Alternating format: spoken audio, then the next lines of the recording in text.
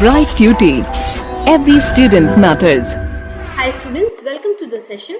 In this session, we are going to talk about the living organisms, characteristics and habitats. What we are going to study is the different kinds of living organisms that we found in the environments. That is, from wherever we go, we find that there are different types of organisms. For example, when you go to the hill station, say when you visit Rishikesh, maybe if you go to Ganga in Haridwar and Rishikesh, what do you find? You find mountains. And in those mountains, you find trees like deodar, you find trees like pines and so on, right? You will find that the animals also that are living there are quite different. Then if you suppose you go to the places like Rajasthan, wherein maybe you visit Jaisalmer, Jodhpur, you will find that the climate over there is quite different, and similarly you will find the animals also. That means in the mountains you won't find camel, but definitely in the desert you will find camel. You can go on a ride there. And when you look at the plants are usually cactus, right? In this way, if you compare the two areas, if you compare the living organisms of mountain regions, they are quite different from the living organism of the desert region, right? Then next, suppose if you go to a beach, right? So on a beach you might find the sea animals, like for example you may find fishermen you know catching a variety of fishes. Then you might see crabs, you might see starfishes on the shore. Also, the plants are quite different. You may find the Kazurian your plants which are there, right? And in this way, you may see that depending on the different regions, there are different kinds of animals that are present. Many a times that there are regions which are quite cold, then there are regions which are hot and humid, and then there are regions which are dry. And depending on those regions, you will find that the variety of the organisms changes. When I say organisms, I include both the plants and animals, right? So where there is cold environment, the animals that are there are quite different. Where there is you can say the hot or dry environment, the animals and the plants are quite different, right? So in this way, if you see, you will be able to compare all of these animals, and you will be able to see how they differ from one another based on the habitat that they are living in, right? Also, and some of the animals are quite available everywhere. For example, if you think that any one place in your house, there might not be any organism. For example, if you open an old dusty cupboard, you will find that there might be a spider, there might be some insects inside that cupboard, right? You might think that the living organisms are not present in those places, but definitely life is present there also. Scientists have also discovered that there are certain organisms in such extreme environments which you will not be able to imagine that there could be life. That is the mouth of a volcano, right? So on the mouth of the a volcano also, the organisms have been found.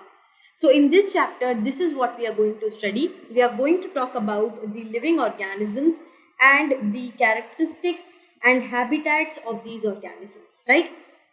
Now let's start and talk about organisms and surrounding where they live. So when we are talking about the surroundings, suppose if we talk about the mountain ranges, so the animals and the plants that are living in the mountain ranges are quite different as compared to the desert. Now in mountain ranges, you might find animals like yak, right? And you might find animals like mountain goats, right?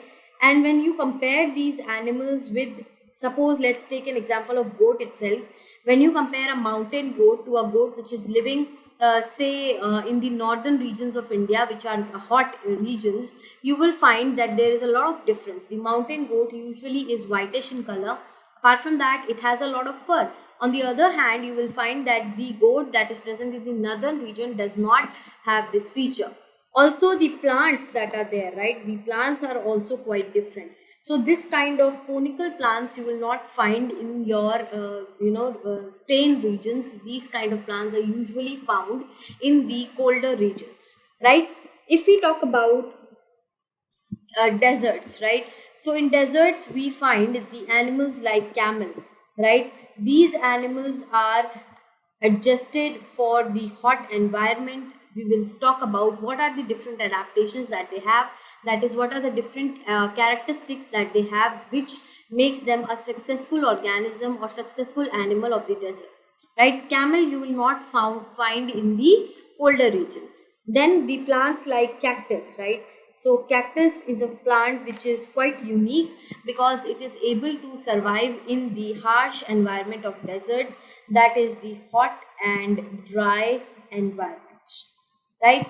If you talk about the sea areas, or if you talk about the coastal areas, so animals like crabs and variety of fishes, right? There are huge variety of fishes that you will find in the coastal areas, because we know that the sea is the home of so many different kinds of fishes and organisms, that new organisms are still being discovered, right?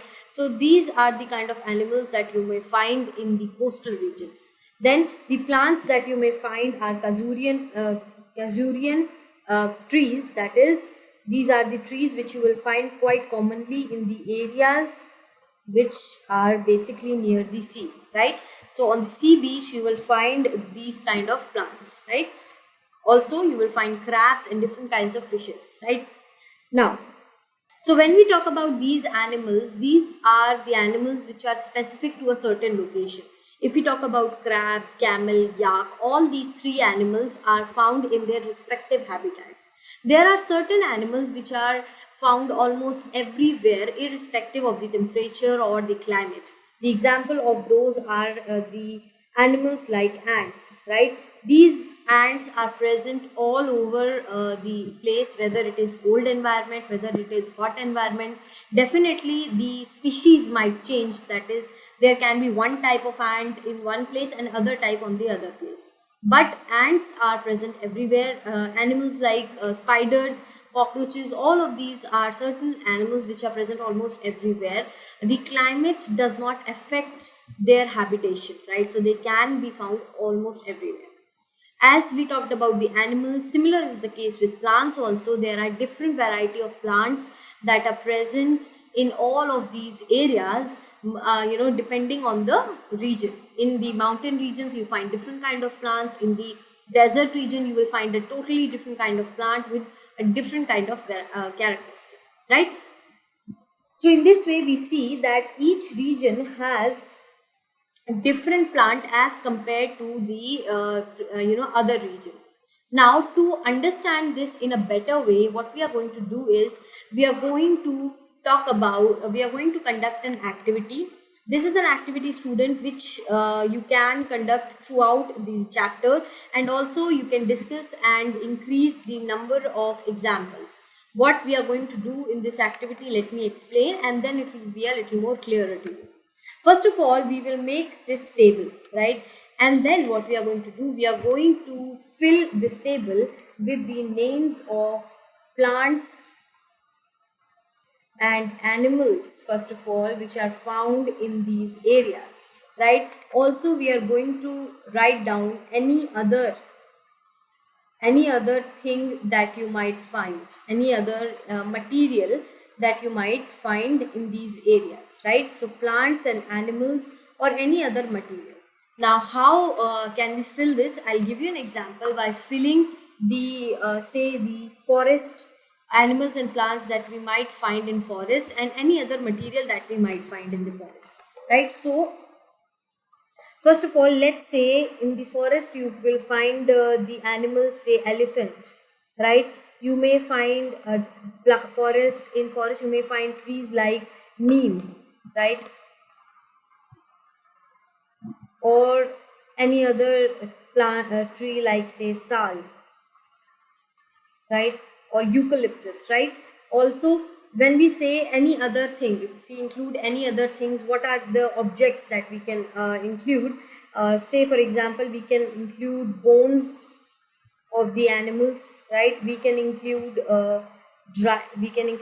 dried leaves, right? Dried leaves, What else can we include? We can include say water body that might be present. Water body. We can include the different type of pebbles, or we can include pebbles or rocks, right? So many different things are there which we can include. Now when we are talking about this list, we are going to keep on increasing and adding the things that we might find in a forest throughout the chapter. When we are going to discuss about the different habitats, that is the habitat of a mountain range, the habitat of a desert, or the habitat of the sea, right? If you can find any other habitat also, that you can write down. Then we will again enumerate the plants, animals, and any other material that we may find in these habitats. And then we will keep on increasing this by discussing it with the with our friends, with our teachers. And in this way we are going to understand that what are the things that we are able to observe in a particular an area. If we talk about the sea, right over here, when we were talking about forest, we might find streams and rivers which are fresh water. When we talk about the sea, the water will be salty, that is, it will have water and it will have salts, right? So it is quite different from that is what is found in the forest. Why we are listing this why we are saying and emphasizing on this list is because it will help us in, first of all, differentiating the characteristic of a particular habitat. Also, we will be able to clearly understand that how this habitat influences the kind of animal that are there in that particular area. So we are going to keep this list handy, and we are going to use this list in the whole chapter, right?